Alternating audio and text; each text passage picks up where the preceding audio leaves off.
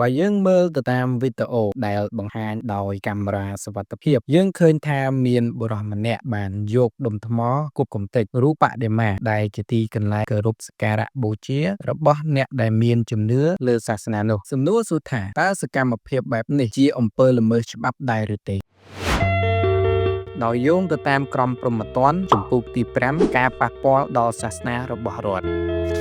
ផ្នែកទី1បទល្មើសប៉ះពាល់ដល់ព្រះពុទ្ធសាសនាមាត្រា510បទធ្វើឲ្យខូចខាតដល់បូជនីយដ្ឋានសាសនាឬបូជនីយដ្ឋានក្នុងព្រះពុទ្ធសាសនាមាត្រានេះបានចែងថាអំពើដែលប្រព្រឹត្តដោយចេតនាបំផ្លាញធ្វើឲ្យទ្រុឌទ្រោមឬធ្វើឲ្យខូចខាតបូជនីយដ្ឋានដែលបូជាចំពោះព្រះពុទ្ធសាសនាឬបូជនីយវត្ថុក្នុងសាសនានេះត្រូវផ្តន្ទាទោសដាក់ពន្ធនាគារពី2ឆ្នាំទៅ5ឆ្នាំនិងពិន័យជាប្រាក់ពី4លានរៀលទៅ10លានរៀលដោយពុំទាន់រាប់បញ្ចូលនៅស្ថានទម្ងន់ទោស